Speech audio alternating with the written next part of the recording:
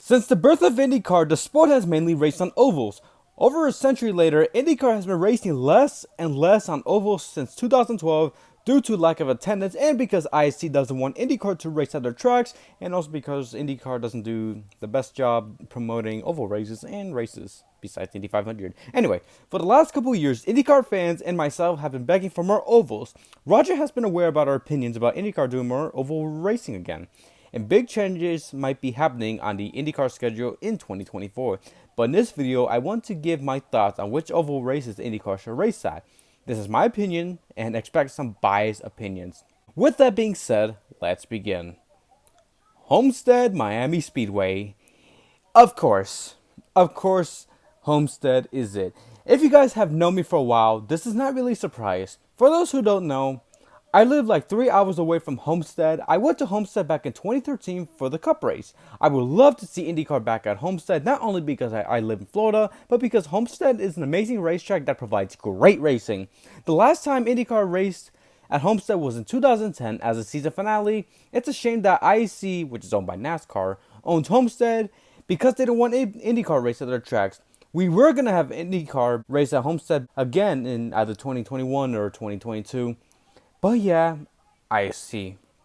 Even Jimmy Johnson was supposed to do an IndyCar oval test at Homestead, but he did it at Texas because ISC and SMI allows IndyCar their tracks. So, yeah.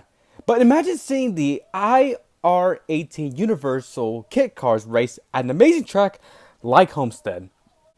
Kansas Speedway.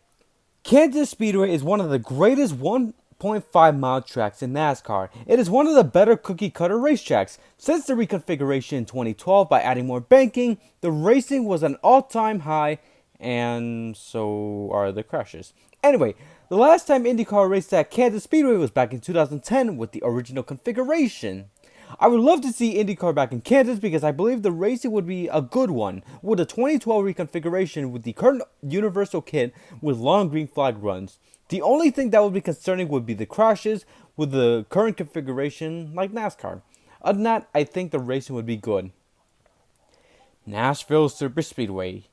IndyCar racing at Nashville Superspeedway might be a realistic option for the sport since it's an SMI track, and the marketing at Nashville for racing has been fantastic.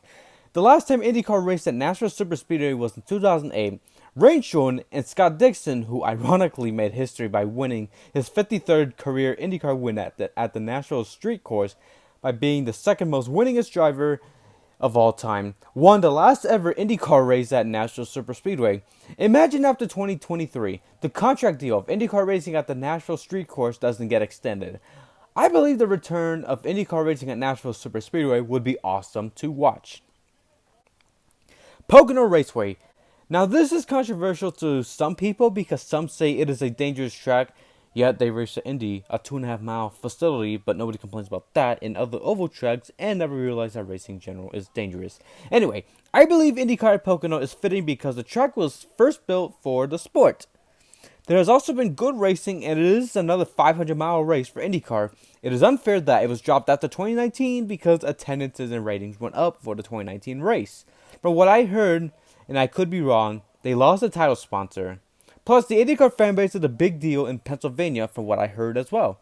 Despite the struggles in the 80s, safety concern, and other issues, IndyCar should still race at Pocono. Besides, the NASCAR Cup Series is racing at Pocono once a year nowadays. No matter how many times I have been debating about IndyCar racing at Pocono, I will always defend IndyCar racing at the Tricky Triangle.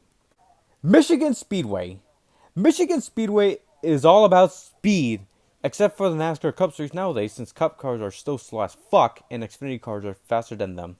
IndyCar is all about speed. How fitting. That is not the only reason why I'd like to see IndyCar back in Michigan, though.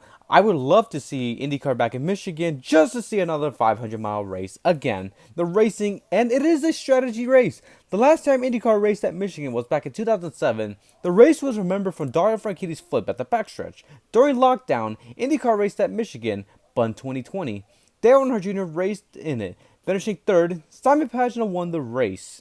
But I would love to see the sport return to real-life Michigan International Speedway.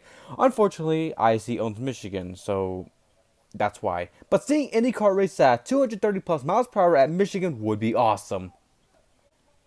Chicagoland Speedway, IndyCar Chicago. If you wanted to see close racing, side by side, and a photo finish, Chicagoland Speedway was a perfect racetrack for you. I kid you not. Pretty much all the Chicagoland races has been having that kind of racing, and almost all the races ended in photo finishes. IndyCar last raced at Chicagoland Speedway back in 2010. Chicagoland Speedway is just sitting there with literally no race day at all. It's just sitting there. NASCAR owns Chicagoland, but they're not even racing there. Yet they're racing at the Chicago Street Course in 2023. But I would like to see Chicagoland because it is a classic. I'm aware that the current cars will not produce the racing like it was for 9 years, but it would still bring great racing with the old surface. The Milwaukee Mile. Besides lack of attendance, why the hell are we still not racing at the Milwaukee Mile? To me, IndyCar racing at the Milwaukee Mile is like NASCAR racing at Darlington, and they belong there. Anyway, IndyCar has been at the Milwaukee Mile since the 20th century. The racetrack has been around since 1903. That track is one of the most great and historical flat tracks that brings good and clean racing. I have had this stuff for a long time. Hear me out. IndyCar Throwback Weekend at the Milwaukee Mile. It would be perfect. Think about it. Throwback liveries, seeing the vintage Indy cars on track, having old school drivers attend. You know, old school everything. IndyCar has not raced at Milwaukee since 2015. It is sad that they do not race there still. We have to see more races on short and flat tracks, and they have been good. Imagine seeing the Universal Kit racing at Milwaukee.